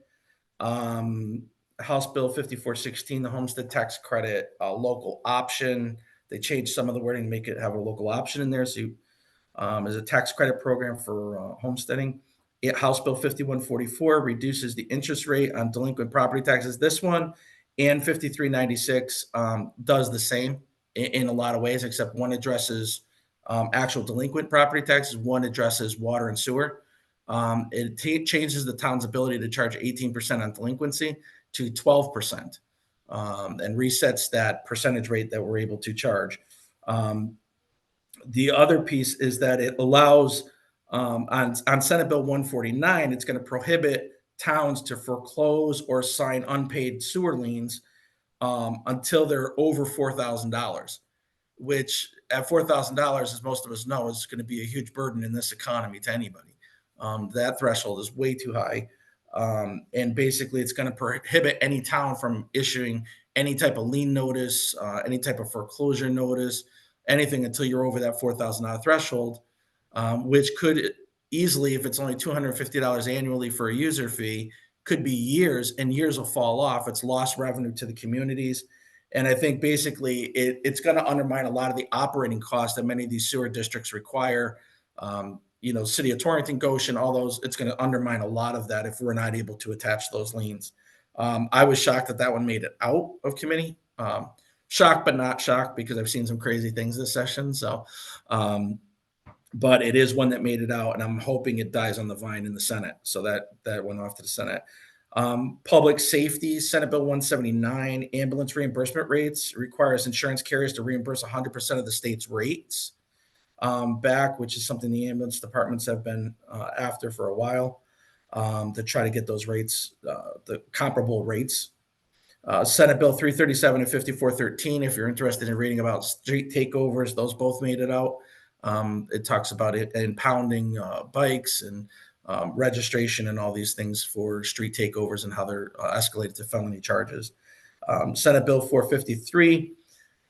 This one's kind of funky because, as most of us know, we deal with noise complaints every year from anybody and everybody, whether it be dirt bikes, whether it be guns, whether it be this, that, or whatever. Senate Bill 453 is a noise violation monitoring bill, and basically would permit the use of the town to use photo noise violation monitoring devices, and then tax at a higher rate for those violators that violate that decimal level. So if you have a dirt bike that violates that decimal level, the town would then turn around, gives the town ability to tax that person higher. I don't think anyone would want to take advantage of that, but I was shocked that it actually made it out. But it's out, and I think that's kind of in limp mode because that's very difficult. Torrington Area Health will tell you that it's very difficult to detect decibel levels and to basically determine what it's coming from. So that's going to be a difficult one to even enforce, but it gives the general public an opportunity to say, hey, here's a bill, you need to follow this. We want to, they could petition for a town meeting and force you to buy this equipment and then start enforcing it. May require some excess costs on the towns to hire someone to enforce noise complaints. I personally don't want to be in the noise complaint business. And I definitely, even when Blake came up, I don't want to be in the lawn mowing business. So at the end of the day, this is going to be a burden on most towns. House Bill 5281 is the income tax credit that they're looking at for, as we all are suffering from low volunteerism in our firefighters and ambulance corps. This bill would allow for a statewide income tax credit for volunteer firefighters and EMS. Hopefully in chances to enact recruitment and retention. And I know the town of Harrington is looking at that on the local level as well, but to reenact that. And some towns probably already have that in place. Over the years, every town has tried either tax incentives or stipends or, trying to figure out what would work to help keep these people engaged. I think the reality is that many homes are two-income households, or everyone's got more than one job, and it's tough to volunteer. At least that's what we're experiencing here with volunteerism. So I think that although it's very palatable and it's nice to have that, I'm not sure how much it's going to help. But I'm interested to see where that bill goes. So I think that's kind of a highlight of everything. I don't want to take up too much time. If anybody has any specific questions on certain bills, I can look into them if I don't have the information in front of me. I do have my two big books here. As most of you know, I organize everything by committee, so everything is here. And I just want to thank COST and CCM as well for being great partners in working with me and working with municipalities and following a lot of these bills as well. So. Mike, could you repeat the proposed statute on the homesteading exemption for local option? Got by me. Yeah, let's see, housing. There's a tax credit being proposed for the homestead. So if you don't mind, hey Go ahead. Mike, Yes, it's Maria please. Horn. That's Yes, my Maria. bill. Yeah, I didn't see you I'm there. on I'm the sorry. call. I was actually going to see if somebody else is on there. I wouldn't mind yeah. speaking to that myself either. So yeah, thanks, Curtis. And this did come out of conversations with several people, including Curtis, who really planted the idea. And the bill has, as Mike noted, has gone through iterations, but my draft is the one that has returned. And basically, as passed out of committee, it is completely local option, but it allows a municipality to create a property tax exemption anywhere from 5% to 35% of the value of the tax. Of value of the home, and has there's no residency requirement. It's essentially based on what we did and what Massachusetts did recently. So, Maria, what was that bill number? We just had our deadline yesterday, and I have I can get that for you. I believe think it's 5516. I think it's 5516. That's right. Yep. Thanks. Thank you. Yeah, and I would love to hear from all of you on how you feel about that. I mean, there were a lot of discussions. I think it plays out. I think it's in this moment, it's very it's getting a lot of traction across the state in all kinds of municipalities. But we don't have to do it here. But you guys know how to reach me, so yeah, would love to hear from you. Can I just say one thing to it, Dan? Go ahead, please. I think in our case, and again, this is a voluntary thing. It's not a requirement. It shouldn't cost the state money.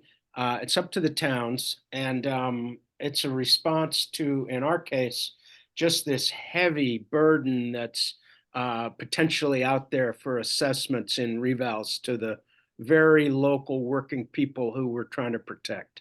Mm-hmm. And I'm sort of amazed that we're this late to the game, because it looks like so many states already do this. And one of my constituents said they even do it in New York City. Mm-hmm. So, I mean, it passed unanimously yesterday. Okay. So I hope we all can get around this and talk about it. Thank you, Mike. And thank you, Maria, for doing this. Absolutely. I think that bill personally, and attribute this to Maria, great job in this bill draft, because in reading through it, I like the fact that it gives the local option, because I think there's some towns that will take advantage of it and some towns that won't. And I like the idea of it, because as homesteading continues to grow, you start seeing it more and more. And I think this is a real help for a lot of those folks. So thank you for putting that together. Yeah. It's one of those things where so many different communities, and we are in a reval cycle, and I was here until 12:30 last night trying to explain the uneven nature of revals, and some people will get hit with an adjustment to their value that will cause a tax increase before any spending increase. But it's just many of these bills do raise costs on communities that then just forever and a day increase the local real estate taxes, and it is applying a lot of pressure, because some of the things like the ECG shortfall and some of the costs that were being discussed last night, the average tuition salary for 15 special ed placements at Northwestern Regional, $158,000 per tuition, not including transportation, is skyrocketing the cost of education in our area. But local homeowners are looking for help. Todd, you had a question. Yeah. Hey, Maria, I haven't read your bill yet, but I was looking for something in the other direction of taxing non-residents, a higher tax. I have a home in South Carolina, and they have the Homestead Act down there. All the residents pay a cheaper amount of money on their taxes on their houses compared to I do. I pay a non-resident tax. And we should be doing that for the people that are moving into our state, because they are putting a burden on our infrastructure, our everything. You know what I mean? So we should have a non-resident tax just like we do, like I do in South Carolina. I have a great house on Harbor Island. Even though South Carolina has a lower tax than Connecticut, I pay around $5,500 on that house. If I was a resident using the Homestead Act, I'd be paying $1,900. We should be doing the same thing here in Connecticut, because Goshen's flooded with non-residents. They come up on the weekends. They abuse our garbage. Our tipping fees are up because they throw everything into the garbage. They leave their cars all over the park, all over the streets, because there's not enough parking. It's just absolutely crazy. We should go in the opposite direction and start billing or make a new law for taxing non-residents. Thanks, I'm Todd. sorry, So my we voice. I lost my voice 3 weeks Right. ago, and I haven't got it back yet. Sorry, good luck with that one. So I will say, this is a broader discussion point, one we have in the Finance Committee all the time about, basically, I think my co-chair and I both agree that we constrain towns way too much in terms of what they should be allowed to tax. Like, why shouldn't we just allow them to do that? But I have also heard back privately from other municipal leaders saying, I don't want that. Don't give me that option. Now, then I have to, deal with that choice. So I'd be very happy to have that conversation, next year. And that bill number, if anyone's looking for, it's House Bill 5416. 54 or 55? It was I have 17. I have a 5416, and I just double checked it against cost list too. It's 5416. Okay. Yeah, interesting. I plan on looking that up, and I was responding to Curtis's comment that we had talked offline about it. All right. So any other questions for Mike about any of this pending? Sorry, legislation? I don't mean to interrupt. It is 5516. I just checked my list. I don't know where that error happened, but I just checked both both of them. So it's 5516. It's the homestead bill. Thank you. Appreciate it. Yep. Thanks. Sorry. Maria, before you go, the 75 million for ECG, does it have a chance? Well, as you have read the big picture headlines, we decided not to pass budget revisions this year. So what that means is that we are stuck with the budget.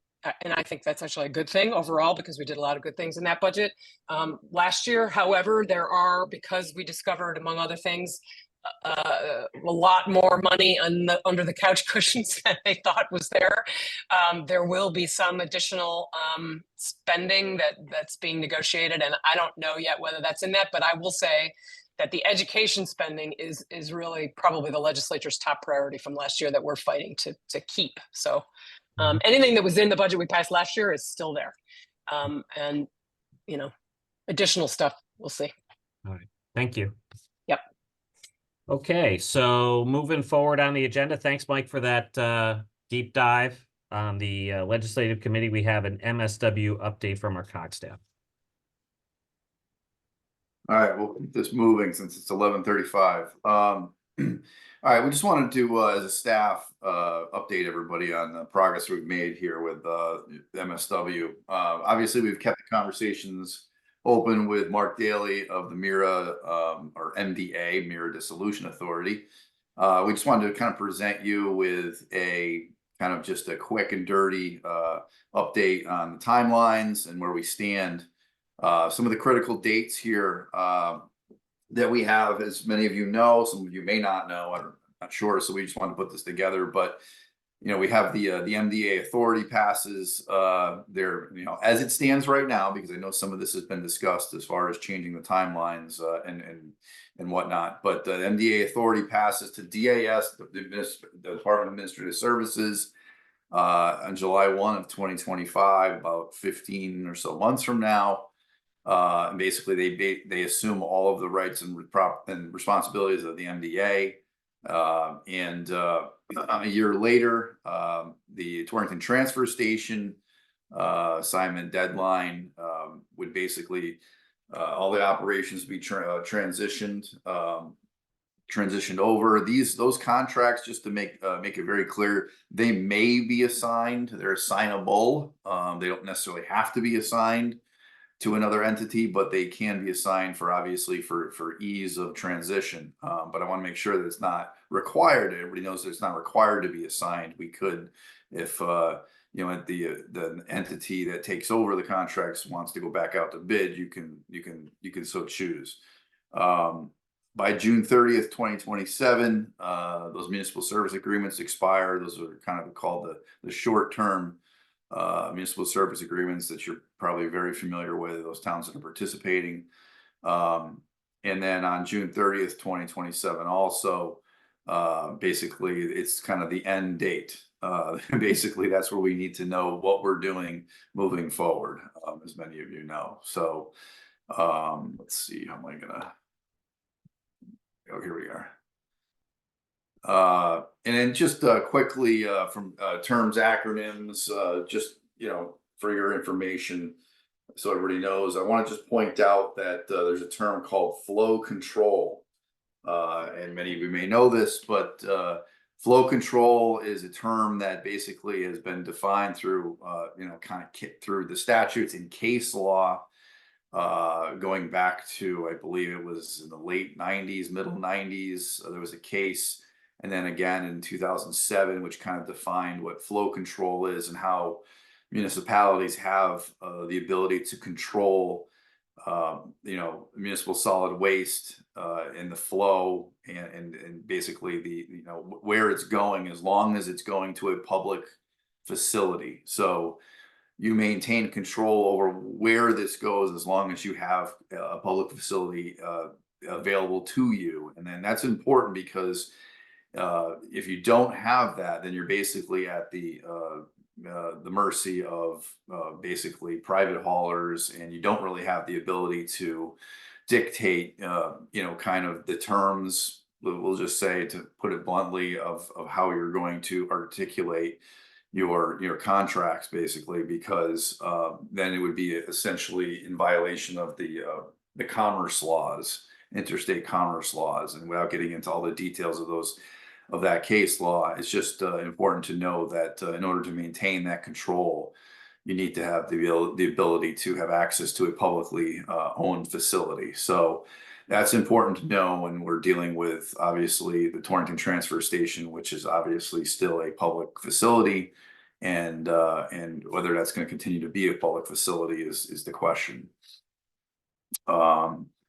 And just moving on to this next slide, I'll just turn it over to Jean here, which will kind of go through some of the details here. And then at the end, Risto will talk about a few things, or at least open up to some questions, but I can kind of circle back again as to where we stand with the conversations that we've had with Mira. But, you know, obviously you've seen in the transmission or transmittal I gave to the board, we've, through the authorizations of the board previously, I've supplied you with examples of the Salisbury Sharon agreement for their facility. I supplied a example of the town of, I believe it was Ridgefield, which is what HRA or HRA, depends on how you would pronounce that, as far as their agreement for their municipal or their regional waste authority ordinance, and also a proposal for a potential agreement with legal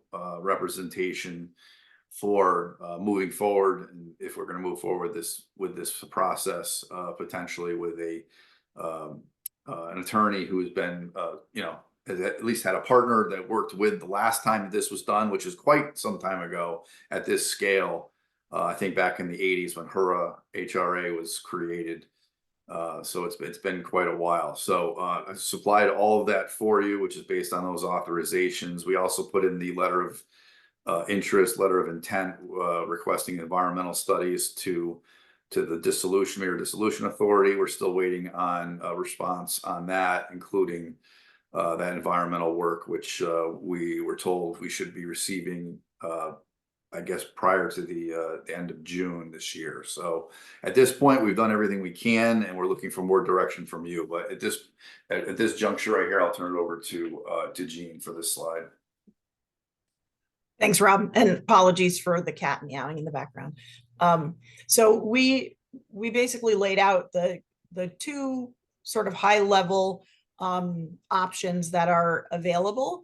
And one is to create that regional waste or regional resource recovery authority. And the other is to allow those MSAs to expire and contract directly with a private hauler. So as you can see on the option one, there are pros and cons. There's a number of advantages. The biggest one has to do with flow control and keeping that facility, the Torrington Transfer Station, as a public facility, which is, is sort of is a priority. So once you lose that facility, if that goes to a private entity, so say a private hauler, Hinkle Hollow Private Hauling, purchases that from MDA, then there's no transparency, there's no leverage to negotiate contracts with them. Further, one of the cons is that this is a complex project. Any way you look at it, it's a complex project. Every time I read a document or a set of minutes or statute, there's more questions that come out of that. The facility is about a 4-acre facility, piece of land, obviously in Torrington. Retaining that would allow us to have the possibilities for future expansion. So if we wanted to write a grant to DEEP for an anaerobic digester, because the statewide solid waste plan, the climate plans, everything is looking at reducing greenhouse gases. What produces greenhouse gases is transportation. So trying to reduce that transportation and having something on site, being able to do innovative, provide innovative technologies that are happening all over the state on site. Those are all going to reduce our waste and do what the solid waste plan and the climate plan are trying to do. And it could also be home to our household hazardous waste events. If we if we decide to decline that facility and it gets sold to a private entity, that facility is lost. Another sort of creative out of the box idea that we've been throwing around is there's a number of staff that they have at the facility that would be managed by, they wouldn't be contracted out, they would be our, whatever the entity is, employees. So some of them are overlap.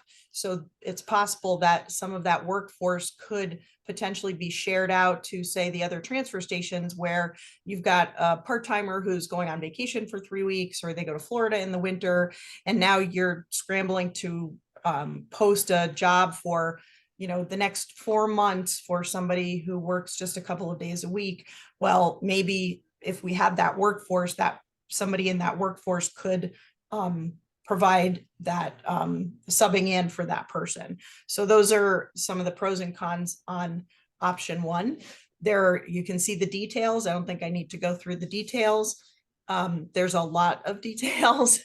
Some pros and cons of letting those MSAs expire are obviously the opposite of what I just talked about. We're losing, we would have to let those people go, the folks who are working at that transfer station. The MDA would, those people would be out of a job. It would be a loss of that facility. The other big piece is you become at the mercy of what will happen with DAS taking over in 26. Large state agency. We haven't heard anything from DIS as to how they're going to support, continuing on through the end of the MSAs. So those are some of the pros and cons. Again, the time frame is roughly the same on the two different options. And I'm going to turn it over to Rista for the next slide. Thanks, Jean. So at our last meeting, or a few meetings ago, the COG, I think, is kind of leaning toward option one based on the letter that the intent that we sent to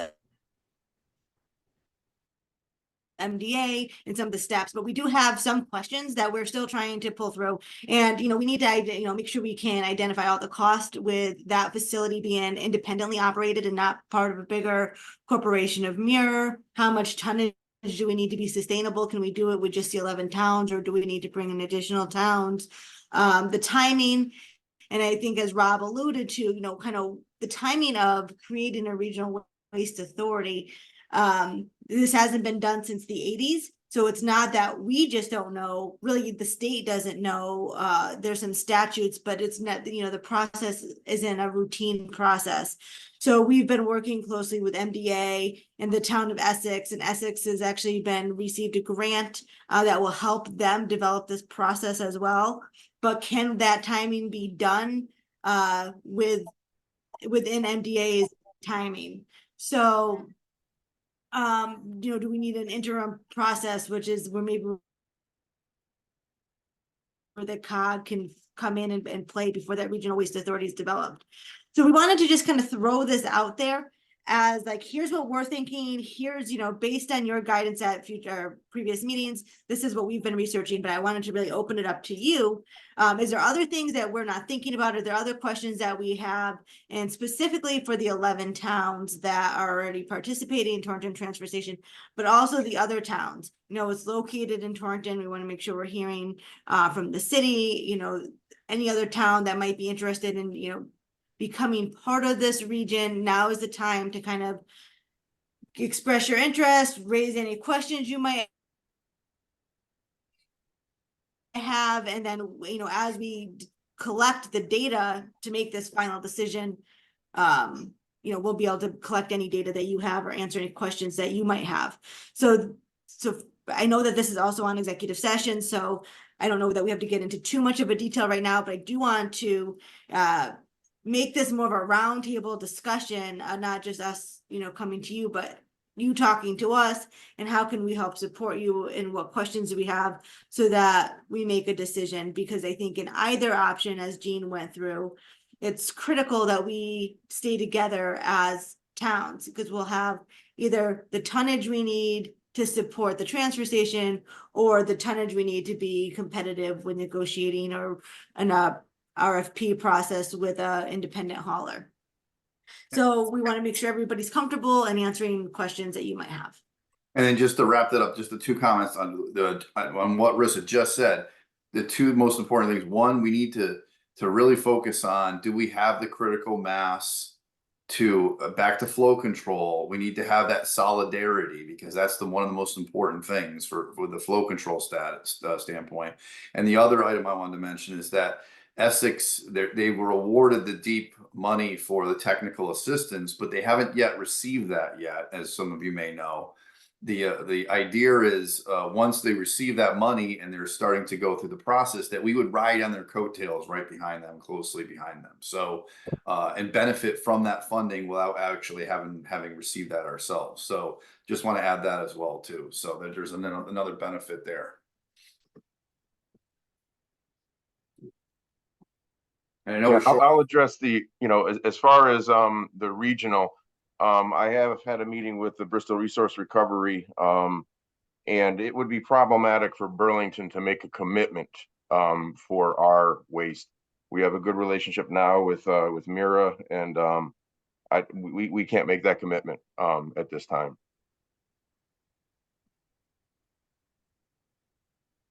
Okay.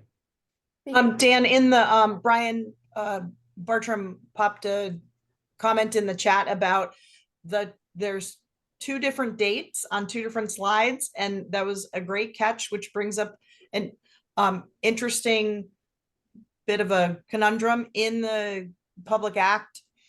There are both dates. From what we've heard, the legislature is looking to align it to one date.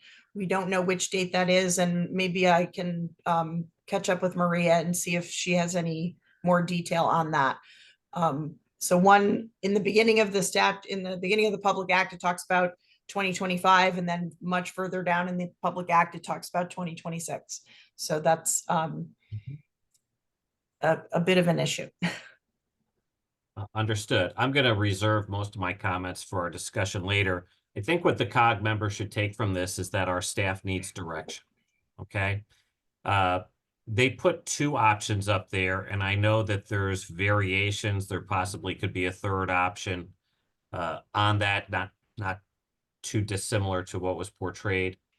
But and I understand that from what I take from First Selectman Thompson's comment is that Burlington does not need or desire to pursue a regional option. That's fine. But I think that those are the questions that we need to pursue because as we all were made aware, I think it started with Todd from Goshen at a meeting a couple times ago. There is an offer on the table and that we need to address that offer. And we all know that we have strength in numbers. And I'm just going to stop there and the rest of my comments. But our staff needs direction to work for us to get the outcome that we want.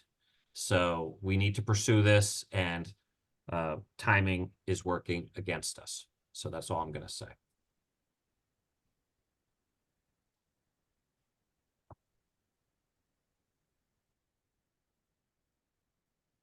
Any comments from our colleagues? Will we Hey, Dan. discuss it during the executive session, Dan? We'll continue this together in executive session in a closed meeting. Okay. Thank you. Okay, I'm not hearing any other further comments, so let's move on. Do we have John Field? I know there was a report, I believe, attached to our agenda. No, Rob, John, do we have just John with us? no, John, just the report. He couldn't make it. All right, fantastic. We'll catch up with John next time, hopefully. The STIP amendment, we have a bridge in Winchester that needs to be addressed. Yes, and if I may add really quickly, earlier in the meeting, Chairman Jeremy, you had mentioned if there were any DOT updates. So at this time, I'd just like to quickly take the opportunity to defer to Olivia Rizzuto, who is our newly appointed DOT liaison, and if she has any updates that she would like to share. Yes, hello. I received an update from Jonathan Kempf regarding this amendment to the STIP tip. I'm not sure if you guys are aware, but just wanted to let you know that on Monday, February 26th, the State Bridge Design held an RSR meeting with management to propose the proposed scope for the replacement of the bridge. The meeting was approved to replace the existing structure with a concrete rigid three-sided frame. As part of the report, the design team prepared cost estimates and performed life cycle analysis for multiple alternatives. The selected rigid three-sided replacement has a CN cost of $5 million, and the project schedule was updated after the scope was determined and the design approval was pushed back to 10/25/24 to allow for the required completion of preliminary design tasks. If you guys have any other questions, I can direct them towards the project manager, Jonathan Kempf, but that's what I have for right now. Thank you. So Casey, you're looking for a motion to approve the STIP amendment to get this bridge going? Yes, please. Anybody, colleagues, that would like to make that motion? I'm assuming Mayor Todd would like to make that motion and get a bridge done in his town. So move Burlington. All right, well, we'll give it to Doug and we'll put the second on Todd. He beat you to it. All right. Any further questions? It looks like 2026, doesn't it? If I'm reading this right, you get your construction, Todd? All right, all in favor, why don't you use the raise a hand to show so there's a record of the vote. Good luck to you on your bridge in Winchester. I'm seeing a bunch of raised hands. Is there anybody opposed? I don't see how anybody's going to be opposed to this. We all like to grab a bridge down again when we can. Thank you. Okay. Rob, we're good. All approved. And let's move forward. So into administrative items. Anybody like to make a motion on the minutes? I'll make the motion. That's Curtis from Salisbury. Second. I'll second. Is that Greg from Warren? Yep. Okay. Any further discussion? All in favor, please. Aye. Aye. All right. The moving forward into the monthly financial statements. Anybody like to move the I'll move it. Mike Chris, Town of Harrington. Second. For a second. Todd from Goshen. Just in the discussion thing, I think this is something that we, maybe the EC can get with Rob to continue to modify and improve our monthly reporting to give greater detail on all those pass-through grants so that it's a little bit more self-explanatory and we know where roughly half of this budget is going to into these pass-through programs. And that, you know, when you look at it, you can kind of know and understand where it's going. So we've got a motion that's made and seconded. All in favor? Aye. Aye, everybody. Is there anybody opposed? Okay, I'm assuming that it passes.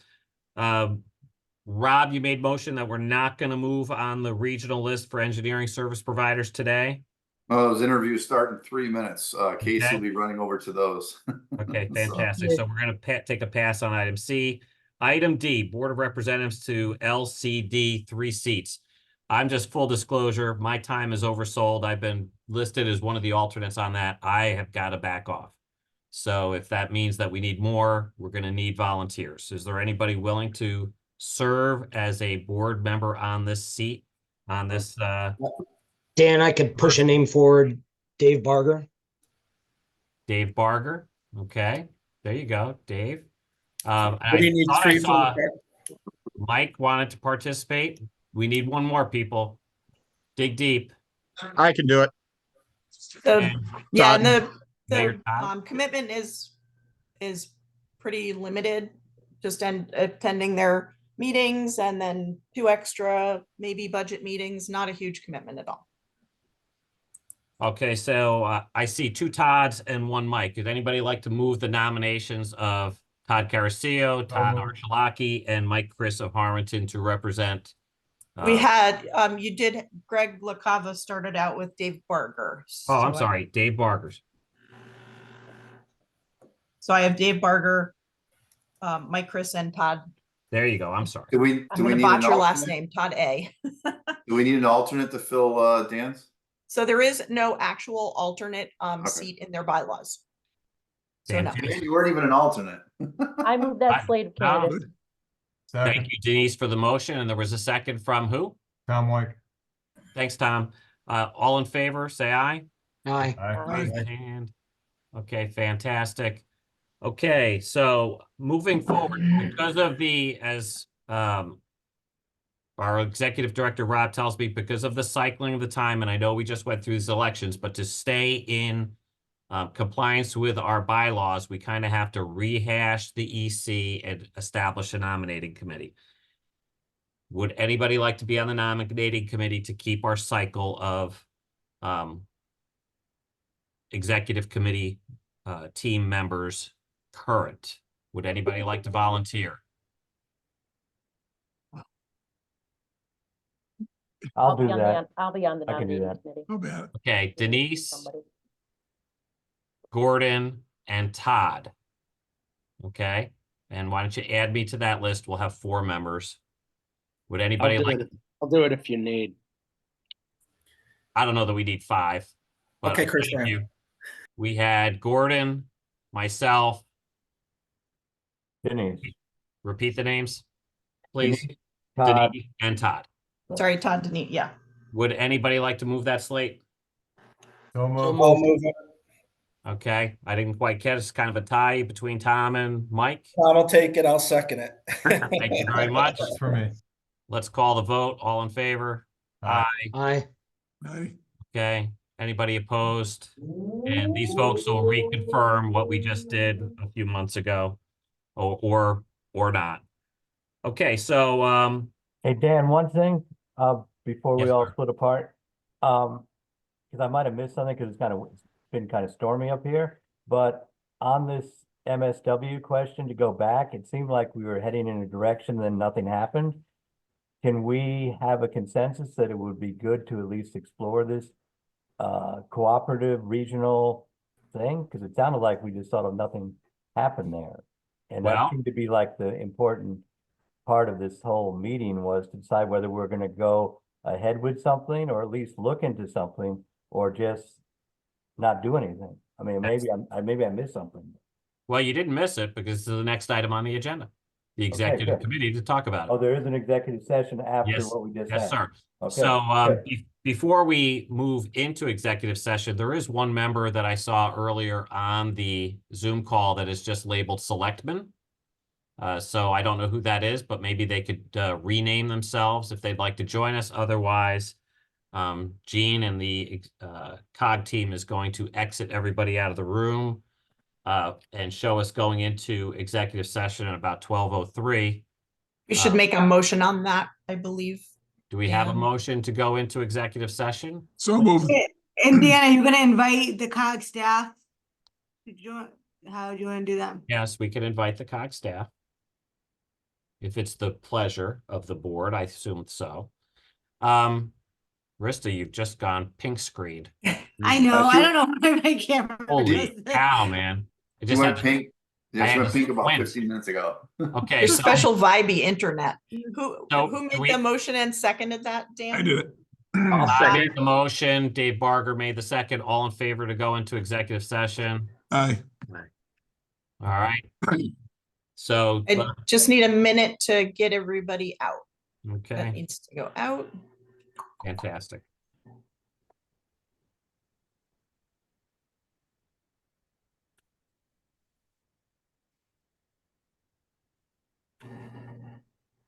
Gene, those that are going in the waiting room are those going out. Got it. I still see Olivia from, Yep, just put her out. okay. Couple sets of eyes. I haven't missed anybody. Okay.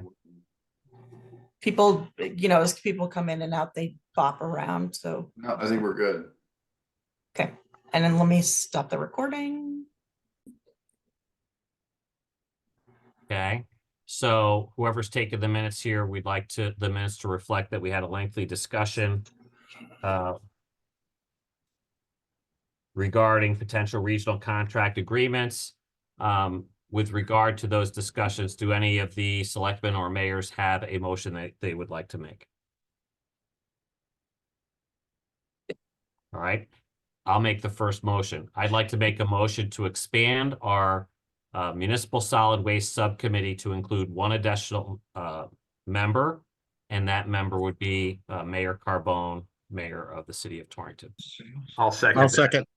Okay, I don't know if Dave got you or Todd, whoever, but we have a nomination, a motion that included a nomination that's been made and seconded. All in favor? Aye, raising the hands. Okay. Is there anybody opposed? Okay, so now we have our MSW subcommittee, which formerly included myself, First Selectman Matt Riska, First Selectwoman Denise Rapp, and First Selectman Todd Carasillo. 4 now includes Mayor Carbone. Second one, would anybody like to make a motion? Or you're looking for me to kind of recreate? Recap that, yeah. We would like to request, I'd like to make a motion that we request the COG staff through our executive director to define a critical path of steps that the COG needs to take to acquire the Torrington Transfer Station. Second. There's a second by First Selectman Rand. Discussion, do we feel that that's all encompassing enough to get the job done? Well, acquire the Torrington Transfer Station and create a regional waste authority. Okay, I think they're parallel. okay, to acquire, so I'll just modify the wording of my motion, to acquire the transfer station as part of a regional waste authority. I would second that. Okay, good enough for everybody? Yeah. Yep. Okay, all in favor? Aye. Aye. Okay, anybody opposed? Okay, I think the motion is passed. Is there any other business? Motion to adjourn? Todd, motion to adjourn. Is there a second? Second, Burlington. Thank you, Doug. Appreciate that. All in favor? Aye. All right. Thanks for your patience. I hate long meetings, but this one was worth it. It was. I appreciate it. Thank you, everybody. Thanks, Rob. Thank you. Steve, Thank you. Krista, everybody. Thanks, everybody.